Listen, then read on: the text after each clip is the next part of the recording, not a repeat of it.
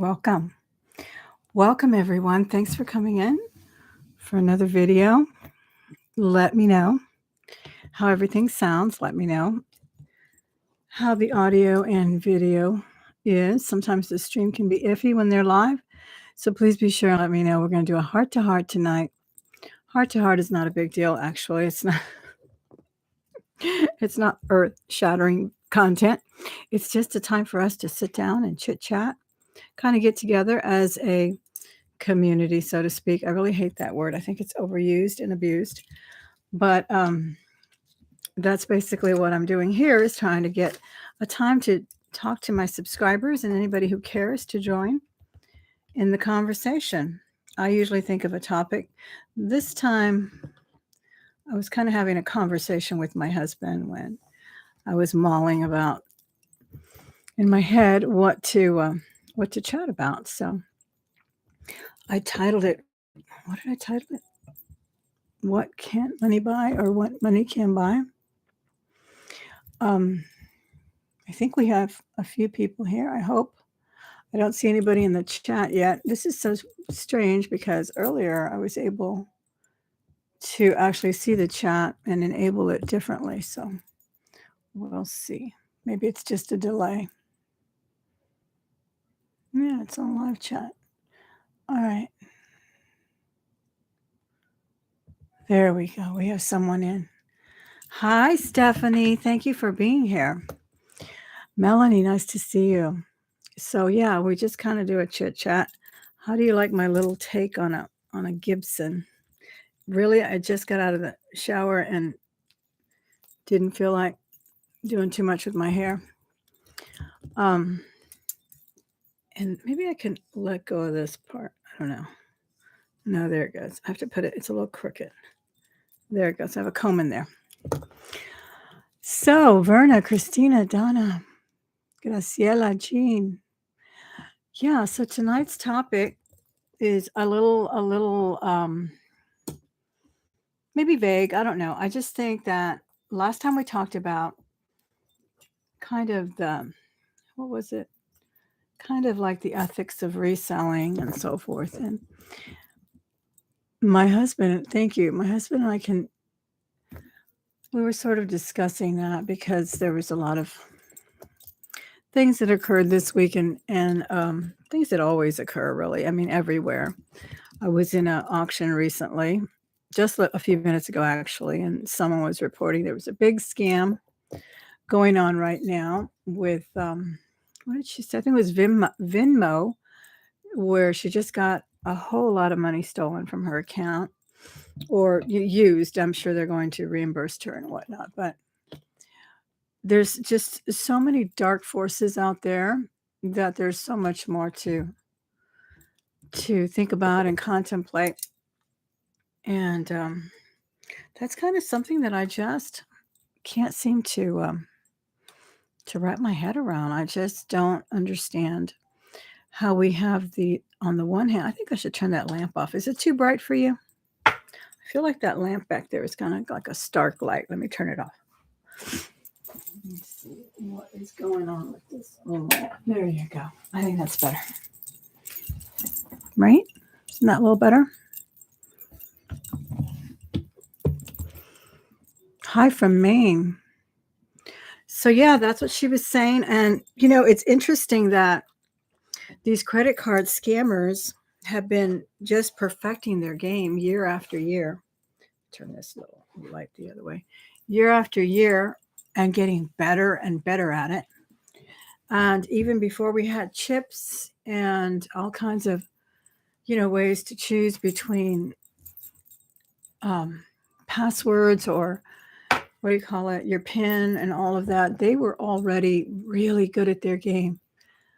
Thank you, Miss Becky. Miss Becky, I sent you a video about the globes. Miss Becky's trying to look at my hoard, and I was trying to make a short of it, but even YouTube has been acting strange. I couldn't do a short. I wanted to do a little short of my collection of globes, but I did send it to you in snippets. Let me know if you got that. It was only like a 2-minute video. I don't know why it wouldn't go through. But anyway, so I remember years ago, I got a phone call.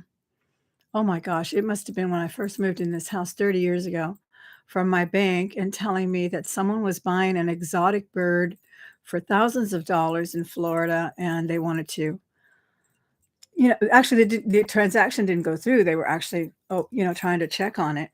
And so that was years ago. And now the auctioneer was saying that there's this dark, dark world out there that internet. I mean, I don't know. I don't even want to call them geniuses. I just don't know what to think about people like that. Or organizations, organized crime, basically, that will auction off to the highest bidder your pins and your passwords and ways to take your money online. And we all know that we can't do anything right without the internet knowing what's going on. You can't even honestly have a conversation. I walk into a store, they track you, so they know exactly where I am. When I turn on my phone, I get an ad for whatever it was I was shopping for at the store. And this is foot traffic, brick and mortar stores, and they know exactly where I've been. And it's just very, very strange. So it has increased tenfold. Those are the professionals, right? Let me see who else popped in. Verna, Miss D, how are you? So I do have about 42 people here. Don't forget to hit that thumbs up. And let me know how you like the video with your thumbs up when you finish or when you walk in, whenever you feel like it. This is just a chat video. We're just going to ask questions if you'd like. If you'd like to ask, I also should have put Q&A. If you'd like to ask me anything, as long as it's not too personal. I don't have a moderator in here tonight. And I'm also, honestly, that's another thing I wanted to talk about. People that are so overprotective of themselves in a chat, I'm a little suspect about, where no one can say anything, no one can ask a question of some of these people that run businesses here on YouTube. I think that's just really strange. You don't want to hear somebody say something rude to you. You don't want to. I've had actually troll raids on here. This is when they used to get on Discord, and then they would come over and troll these very non-threatening, older women's chats and just say the most vulgar things, and then they would play it on their videos to get the reaction. So and that was like what do you call it? Like an organized group of kids that would do that. And I was teaching fifth graders at that time, and I remember them telling me that was like an ongoing trend that they would do. But that's something else. So I'm not afraid if you say something in the chat, or if you ask me a question, as long as it's not too personal, I will zap you myself, honestly. But I'm not going to have a whole bunch of people that won't even let you ask a question because they immediately get really protective of their host. I'm just a little suspect of things like that. So please be sure and ask me any questions that you like. But we were talking about, my husband and I, the title of the video today is I think I said, what can't money buy? And money, of course, can't buy integrity. Money can't buy morality. Money can't buy you a relationship. Money can't buy you trust. There's a lot of things money can't buy. And we're thinking about that because we've had a lot of discussions about things that go on here on YouTube and everywhere else. And he was noting the fact that, I think I told you guys a story a few weeks ago that I walked into my post office, and I know the postal people there pretty well, but I actually go to another one by my work just as often, if not more often. And the postal worker, she's been there like 40 years. She's not the master general or whatever, but she complimented a ring I was wearing, and I handed it to her, and I told her she could have it. She was just couldn't believe it and very happy about it. And my husband says she's been wearing it ever since. Every time he goes and mails things for me, he sees her wearing it, and she told him about it. I hadn't even told him about it. She told him about it, and she said, I couldn't believe it. That was just so unreal. And I had told you that I had done that because I was watching, I think it was a TikTok that said that in some cultures that's considered pretty normal to give people things that they compliment on you, about you, that you're wearing, that you can take off, of course, jewelry or whatever. And that some people thought it was kind of strange. And even to the point where they would ask you, oh, I love that I love your earrings. Can I have your earrings? Speaking of earrings, these are really, really jiggly. Can you hear them? So I kind of took that and I had it in my head when I went to the post office and I just handed her that ring. Well, it turns out that I wasn't doing it to bribe her in any way or to win favor. I was just thinking of that TikToker or whatever I had seen. And I thought, I think she said something like, "Oh my gosh, you're dripping in jewelry," or something like that. And I took off one of my rings and gave it to her. Very nice Marcasite vintage ring. And so we were mailing something not too long ago. It was actually a pretty pricey Canadian post, and I think it was over $60 the way I had it packaged. And I had already gotten a quote and everything on it, so I knew how much to charge my buyer and everything. So I was ready to pay that. But when my husband took it to her a couple of weeks after I had given her that ring, he told me that she literally unpackaged it, put it in a smaller package, taped it, put the name and address on it, and said, "I'm going to save you $11." And that's exactly what she did. And, just no questions asked. So that's when my husband says to me, "That's the kind of stuff that's worth more than money. You can't buy that with money. You don't even have to ask for things like that." But people appreciate the gestures, the friendship that you show, the thoughtfulness that you show. And in kind, they return it, not because they feel obligated, not for any other reason, but that they felt a little bit of a connection with you, or um, a gesture of care. And I think, like I said, I didn't even give it to her for that reason. I really didn't. But that's the kind of thing that happens, I think. And that's the kind of thing that money can't buy. It really can't. So you can, you know, live your whole life trying to make money, trying to um, cut corners, trying to get over. I mean, let's face it, there are people that have no morals. There are people that have no scruples. There are people that have no integrity. When I showed you the jewelry that I was doing for $1 a start, I had people contact me and ask me why I hadn't done it this way. Would I consider putting it up at a max bid price, and they would pay me for it? And I don't want to call that person unethical to her face or to his face and say, "No, I wouldn't do that. How can you think of that?"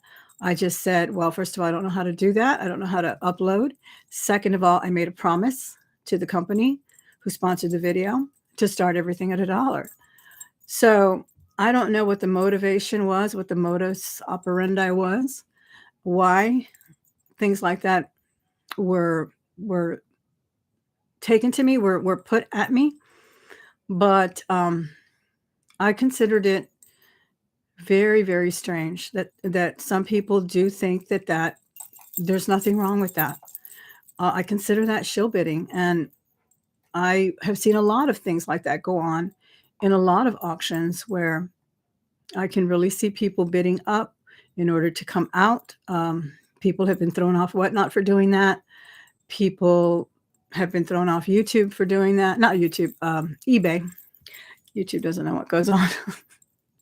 But I just think when you go that route, there it's there's something, just the energy is so negative that you may get away with doing things like that for a long time, but every time someone finds you out, someone finds out your scheme, or someone finds out your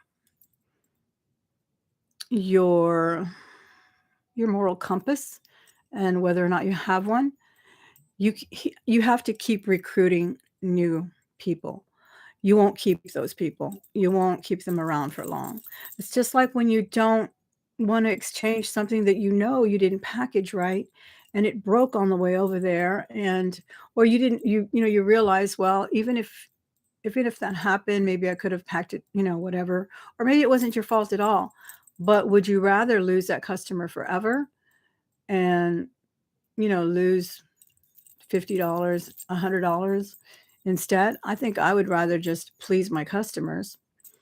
Or in other cases, let's say you're having an auction and you have already said everything about it. You've told them you tested it, you told them it wasn't hallmarked. You told them the maker, and then they come back and say, well, I found out that this maker is this or the other, and therefore it's not as described. To me, that's a buyer that has buyer's remorse, because when you run an auction, you have enough time. I definitely give people enough time. And even if you do it on Whatnot, you can do it for a good 5 minutes if it's an expensive item. That's plenty of time to find out. Moreover, a lot of the things were talked about first, or if you have it on eBay, it's been sitting there forever. You can easily Google something. It's like, is that considered non-disclosure?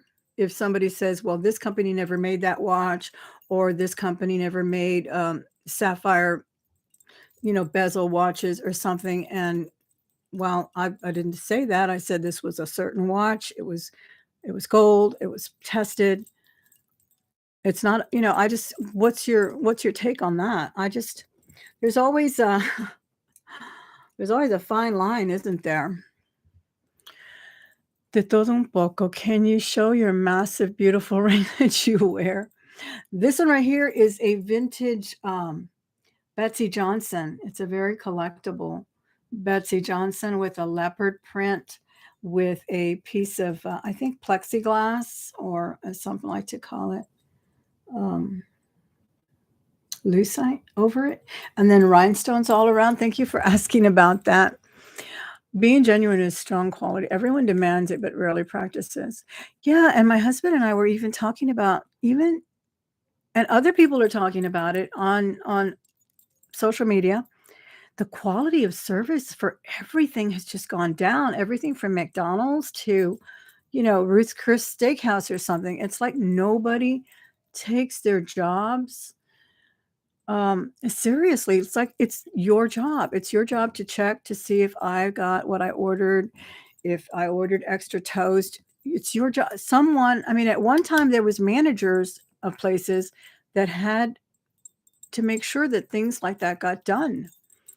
And it's like no more. I don't know if it was the pandemic that just sent people and restaurants into such a turmoil that you know, they just hired whomever. And moreover, in my own backyard, I could not believe what I encountered the other day in my classroom. Oh, thank you so much, Underground Sounds. You're so sweet to be here. My paraprofessional had given out some. I do teach special education. I do teach in an SLL classroom, which is a life skills classroom. So we do a lot of remedial work, and we were doing timetables. We've been doing timetables for all year. We always do. We always do drills. We do different things about it. But we had found a new, we had two timesheet printouts. One of them is the grid, which I find very confusing. I think it's confusing for them, but they like it anyway. And then another one was where it says, in little bars, 1 times 1 equals 1, 1 times, etc., all the way to 12. Well, everybody had one. They got one on Friday, and I put them in little plastic sleeves, and we're sitting around asking everybody what it was. What's 1 times 5? What's 1 times whatever? And this one boy, and he's one of my brightest kids in there. He just got sent in there for behavior and for, of course, anyway, it's long story short on him, but he's in the right place. He has autism. Hi, Carrie. And he kept telling me 1. I was like, what's 1 times 8? He said 1. What's 1 times 7? 1. What's 1 times, from 1 to 9? It was a misprint. It had 1 on every answer of the ones times tables until it got to the 9. And it took a child with autism to point it out to us. We were like, what? What were you? Why do you say that? He's, look, right here it says. And I took a picture of that thing and I put it in my social media quip, and I said, God save our public schools. No one else will. I just could not believe that got through. But that goes to show it's in every field. People just don't have to get behind their jobs. I don't care exactly. They don't. And even the big corporate jobs. Now, of course, when you say they don't have to get behind your jobs, even the big corporate jobs with people with 3 degrees on their walls, they're constantly shopping for new jobs because they know that there is no such thing as loyalty. There is no loyalty either way, this way or that way. It's definitely a new world order, as they say. The level of loyalty to customers has gone down. It's so horrible. They're always making videos about it, little quick videos about it. You don't even get greeted. They look at you like, "Why are you here?" They throw your things in the bag. They don't say thank you. It's unreal. Feel obligated. I love corporate America. It was horrible. I was treated like garbage. Yeah. No pride anymore for anything, honestly. I mean, to the point, well, I mean, I understand even now we do our online doctor visits. And that's been going on for a good 20 years, I know for sure. But now with the pandemic, and then people got complacent with it, and people were afraid to go into the office to the doctor visits because, especially the elderly, they were afraid to get treated, and now they're suffering with the pre-existing conditions that they didn't even get treated when they needed to.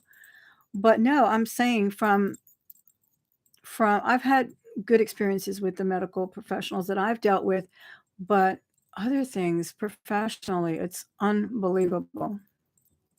When I told my boss after 6 years of infertility, he asked me if I was going to work while on maternity leave or just sit around watching soap operas. Oh my gosh. And I thought those days were over.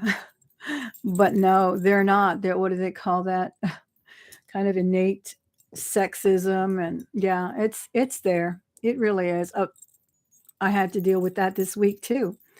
I have a child who's very, very bright in her. She's got an amazing talent for art. She can draw anything. She's just so bright in that field, but she has trouble with some of her reading, and she's good at math, but she's very sensitive to where she is. She is in 6th grade.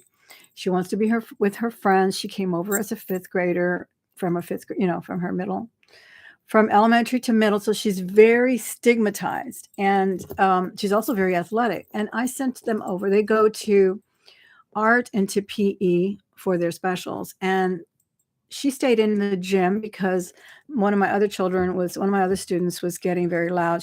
Also has autism, and she has a lot of verbalizations and stemming. So my parents took them out to take a walk. Well, she stayed in to play basketball with the other kids because she's a natural at it. And then she heard the coach tell one of the other kids from the regular classroom, "If you're not doing this the way I tell you to, I'm going to send you out with the special ed kids." And she came back. I mean, it embarrassed her that it was used as some kind of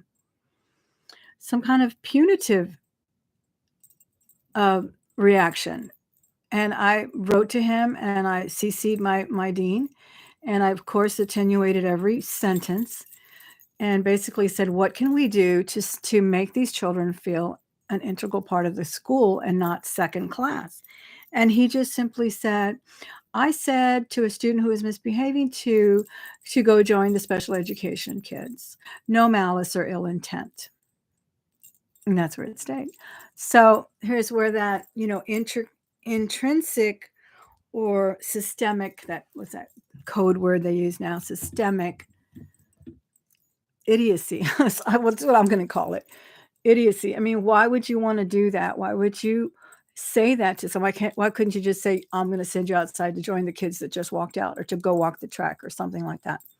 No, it was used as an insult. And my student, was in there having a wonderful time playing basketball with all the other because they're supposed to be, mainstream. But no, even in my profession, unfortunately, there are people that don't know how to treat special education with the respect that it deserves, and with the children that are there with the respect that they deserve. I have children there who have suffered from brain injury due to meningitis, brain injury due to car accidents, emotional issues. Some of them could do math, and sweep them under the table in their skills, but they can't regulate some of their emotions. I just found out recently that Elon Musk has autism. I had no idea. The richest man, the most innovative thinker of our time, has autism. Yet, this idiot coach had the nerve to punitively react and say, "You're going outside with the special education kids." And this man has probably been a coach for a good 20 years. I don't know. I don't understand it, but people, I don't know. They're just, it's very sad. It's very, very sad. And the fact that she had to tell me that, because every single day or every other day she tells me, "Do you think I'll ever get out of this class? Why do I have to be in this class? I want to be with my friends."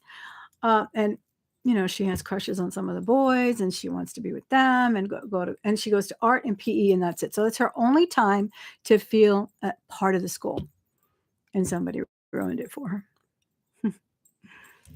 Let me see who else is here. Maria Azul, you're here. This year, my focus was kindness and being proud of their work. I got to say, I was blessed with a great class. I hope they carry it on after. Oh, that's wonderful. You're a teacher. What grade do you teach? It was the best for him. Yes, absolutely. Special education is not understood. It's not understood by many, many people. And I haven't read Elon's any literature or anything he may have written about his childhood, but I heard he had a very rough childhood and was teased quite a bit for his autism and his, stemming behavior or whatever, lack of reading social cues and all of that the spectrum entails. But just think about that. This is a man that was ridiculed, and this is a man that is shaping our country right now in many ways. Sarah Lopez, when I told my boss, oh yeah, oh my gosh, I still can't believe that. Stephanie sells stuff. I think when multitasking became so important, I can't multitask at all. I can't. It's just, and not only that, it's like everybody expects you to do 3 jobs as well. I I don't mind translating for people because I speak Spanish. I usually in my field, we have to have a translator for our meetings. We can't just, pick up the secretary or myself to go in there and start translating. There has to be a professional, because there could be, conflict of interest. But when somebody comes in and says, "Oh, so and so is not here right now," which would be the secretaries, and can you make this phone call for me to a parent? I'm like, "Well, first of all, I don't even get paid bilingual wages here. I should, but I don't." I just, I mean, I know it's a favor, but it's taking time out of my job, and then they're, my timeline to meet too. So they cut a lot of things, or they don't hire 2 people in order to hire 1, and then they wind up with a lot of paperwork that's not done. Or I don't know. A lot of teachers are getting really smart and not doing it. So they're like, "I'm not going to devote my weekends to doing paperwork." My district has been sued more than once over not being able to teach because it's so much paperwork. Let me see. Who else said something here?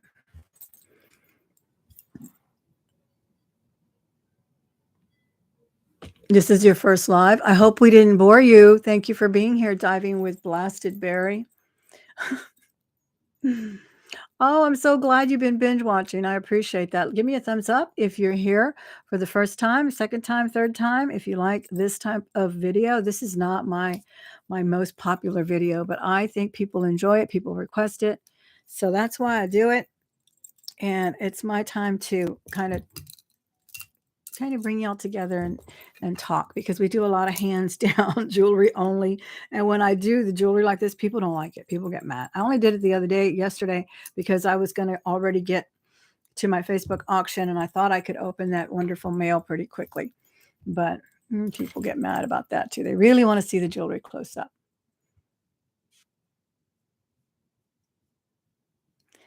Yeah, you do. Yeah.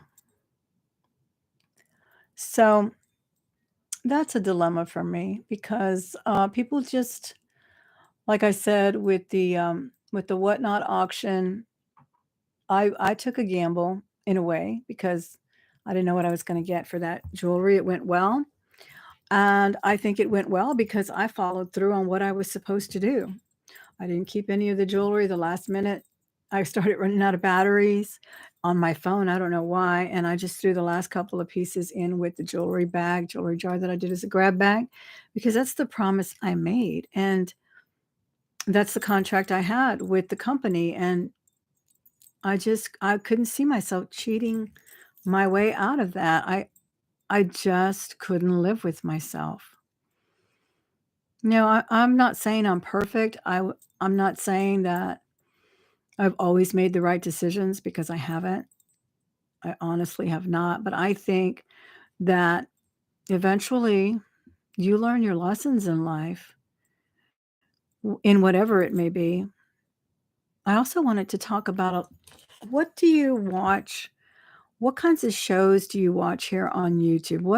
What kinds of shows do you watch that make you relax, make you think? I've been watching a lot of talk shows that, like interviews with Elon Musk and interviews with other people. I think Russell Brand has a really good show. He makes me laugh, he makes me think, and he's very articulate, and I really like that one. And he doesn't have like he's not partisan. He's not partisan, so I kind of am taking my political fervor to the back burner in lots of ways. And every time I watch and hear some of these people talk about what they know, I even I kind of, settle and lean into that conviction even more, because it makes me feel like, what can we do? What are we just sitting ducks? What's happening here?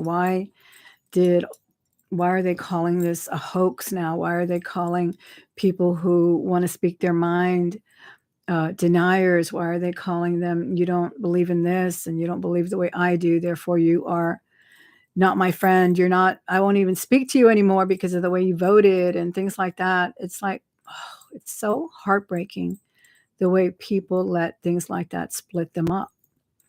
Anything, whether it's religion or the way you vote or the car you drive or the car you don't want to drive. Oh my gosh, it's really awful. Show. You enjoy The Law? Is there a show called The Law? Oh, thank you so much, Susanna. Yeah, and I love this one show called, it's not the Body Language Guy, even though he's good too, but I like the other one. It's four guys and it's like a panel, and they were actually doing the body language of Elon Musk when he was interviewed by the BBC. And that one was very, very interesting because they were saying that they had to kind of quash questions and suspicions about not being able to read someone with autism because they avoid eye contact. Some of them do. I don't want to peg everyone as the same, because they have little ticks and things. Like I think Elon Musk has one where he touches his hair a lot or something, and then he'll like really deeply give you eye contact and then not give you eye contact, and different things. And it's interesting, but I see a lot of a lot of the patients and children that I've taught with autism with the same kinds of reactions. So that's a really good show. And of course they do a lot of the famous trials that we see, and they analyze that. I love the body language shows. I really, really do. I think they're very interesting because they kind of solidify what I know about my reading body language. Reading body language and the way people, I don't know, it's like we can't even be in the same room together anymore. We had a meeting the other day. It was supposed to be a simple staff meeting with, how many of us are there? Five of us. And they just hired this one young gun to come in there and kind of keep us, not keep us, but help us in compliance and all of our paperwork that we need to have done. And so he's got ideas, but he doesn't really know exactly how we do things and the software that we use. And he came in and he was like, "So we need to collaborate on this and that." And one of my coworkers says, "Well, I don't like to work with anybody. I'm an introvert and I can do things on my own, but what exactly do you need me to do?" and so forth. And she was not rude or anything. She was just, stating something. And then another one was just like, "Well, what do you mean by this?" And then the guy was trying to say something, gentleman was trying to say something to her, and she kept talking over him. And I'm just sitting there pretending to be writing notes, but I'm actually writing what's on the board because I saw some fabulous ideas about science from another meeting someone else had had. So I was writing all these ideas down while they were going tit for tat over nothing. He says to her, "You're talking over me. That's really rude. What is it that they had just sat down. This is our first staff meeting. He just joined us last month. We're already going to end, so we have to do all of these meetings, promotional arts and all of that. And those of you who are in special education or know anything about it, there are arts that are called IEPs and so forth. So it turned really weird and it made all of us feel uncomfortable. And then things kind of calmed down and everybody, asked their questions and then we left after about 20 minutes and then he called her over at the end and I don't know, maybe they talked and apologized to each other and everything, but it's just crazy. I think it has to do with the fact that we never see each other. Even when we've had these meetings and we're sitting right next to each other, we'd rather turn on our computer and just, have them meeting like this. And then we won't even turn on the camera. We'll just put our little icon picture and the audio. I try to turn on my picture. A lot of parents, I like the Zoom meetings. I really do. It saved us a lot of trouble from having to, wait for a parent to be able to come. Parent doesn't have to ask for the day off and so forth. But it loses its I think it loses its validation in lots of ways. A parent wants to see who's taking charge of their children during the day, who's going to be doing this and why and what. Not all parents, some parents could care less. But in this case, I think these people it was like, I'm not kidding. It was like cats and dogs in there for him. And it wasn't like, but he just said, "You're being rude, talking over me." And then I thought that was rude for him to tell her she was rude. I've always been told when someone's rude, you don't tell them you're being rude. I don't know. What do you think? Believe it or not, I watch Idaho School of Horseshoeing.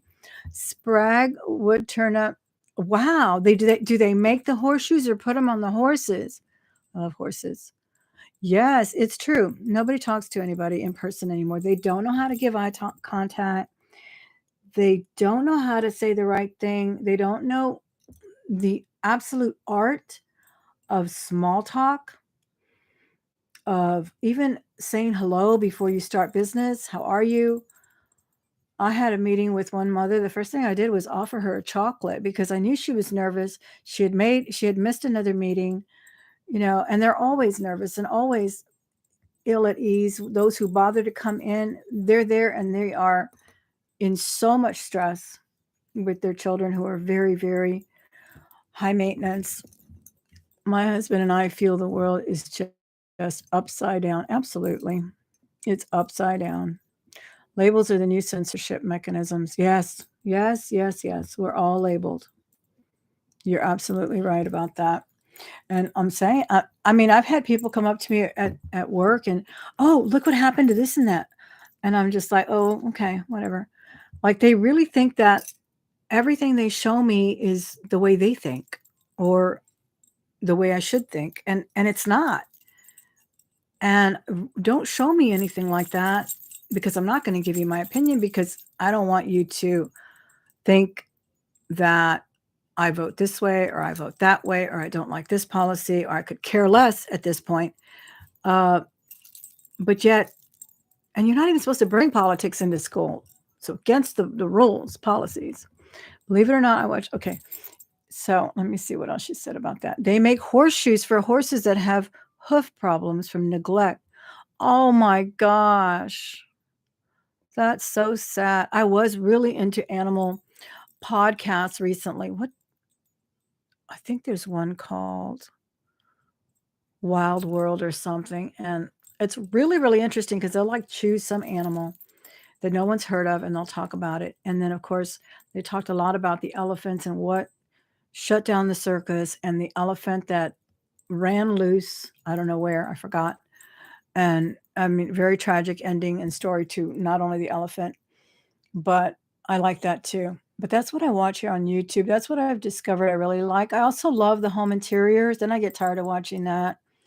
I like to watch fashion, of course. I finally figured out the name. I had been trying to remember this lady that used to come out in the 90s, and I still can't remember her name, but the show is Velvet Ropes. It's not that other lady that used to do What Not to Wear. She's on a lot now too with the gray streak. No, it's another lady, and I still can't remember her name, but the name of her show, I finally figured it out, is the Velvet Ropes. She is so fantastic. I love her. I absolutely love her. And she interviews all these great, great late designers. She has a wonderful interview with the late Vivienne Westwood. So many wonderful people. And so she goes behind the velvet ropes and she interviews them. And especially when you can see all the fabulous things of the 90s that are now considered almost taboo. You can't say this, you can't say that, you can't even wear this, you can't even wear that. And yeah, so I love that one. That one's definitely early 2000s, I think, 1990s. I do watch that. And what else? Occasionally I'll look at cooking shows. Thanks for hitting that thumbs up. I really do appreciate it. If you're enjoying the video, hit the thumbs up. And don't forget to subscribe.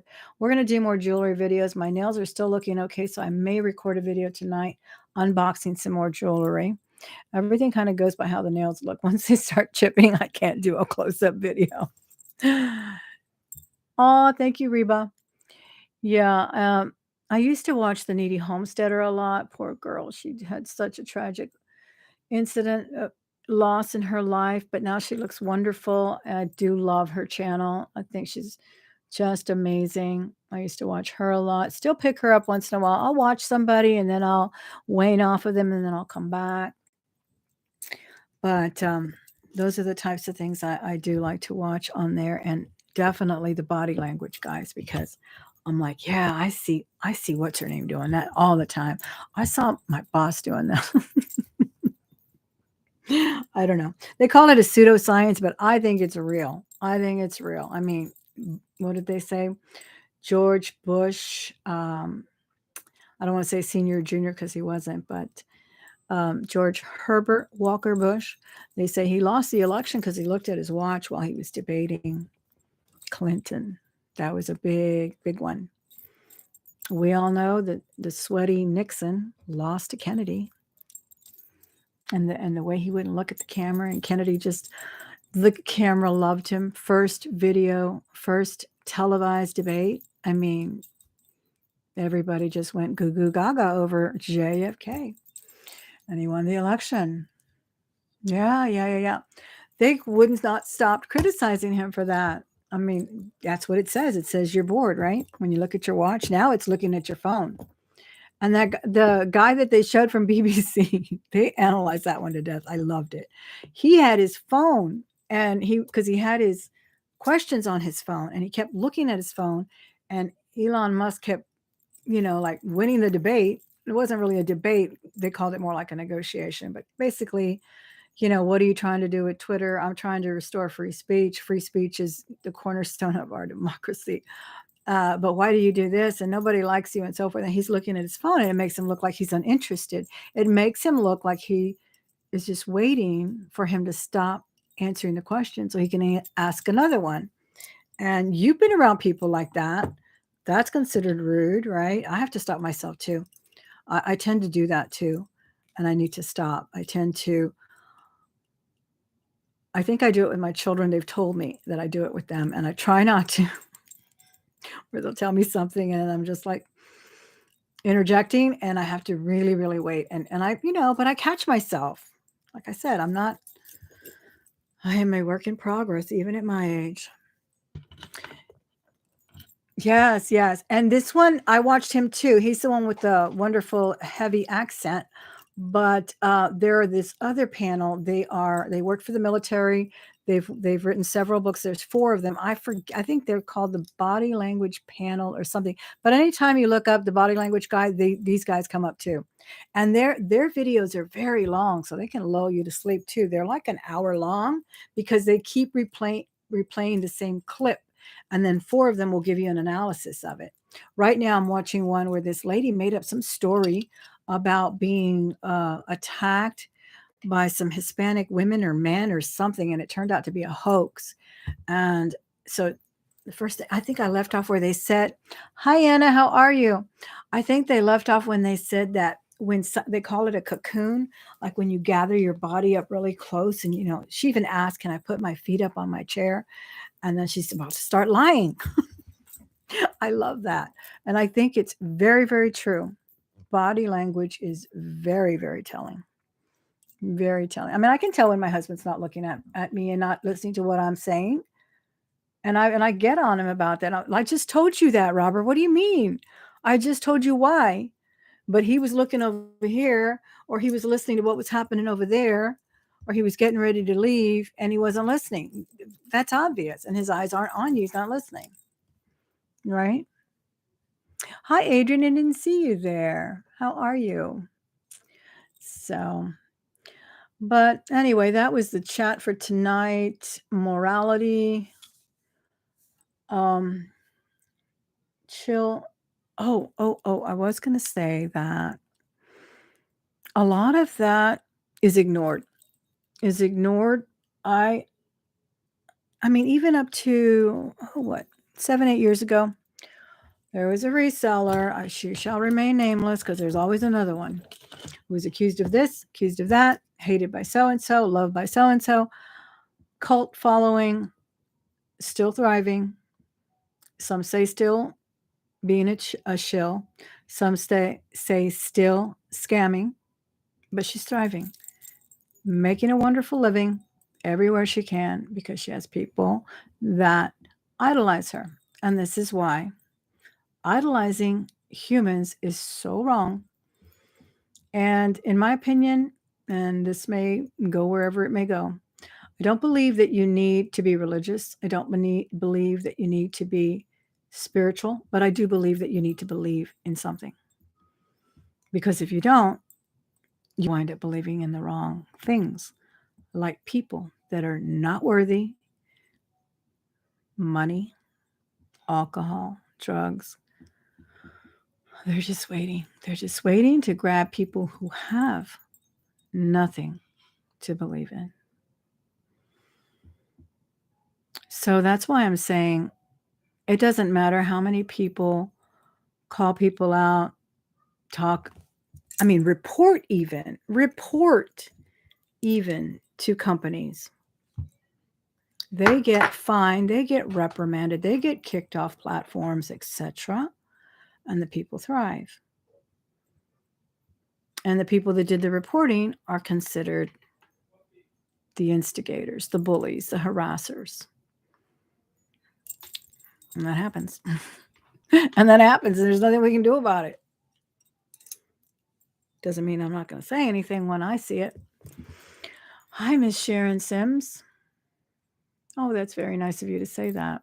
George Carlin did a very funny skit about how we've become a world of euphemisms. Absolutely. George Carlin was full of wisdom, absolutely full of wisdom. What was the one thing they're quoting now is they don't want you educated. And I take my, not that I don't do my absolute darnest. I leave my classroom sometimes in tears because I wish I could do more. And I have to be happy with what I can do. But I really do think that we're headed in a really, really, really rough patch. Yes, everyone deserves to vote. Yes, everyone who's eligible and legal should vote. But I honestly think that sometimes they want to indoctrinate, they want ignorance so that the elite will remain powerful. And it doesn't matter which side you want to say, this or the other. I refuse to pick sides anymore. I really do. I've said before, I just want to stay in my. I just want to affect my circle, the children I teach, children that are in my charge. Do what I can. I don't indoctrinate. I I don't do that, and I see it every single day in my classroom. I mean, not in my classroom, but in my school. I see indoctrination. I can't really change that, but I won't do it in my room.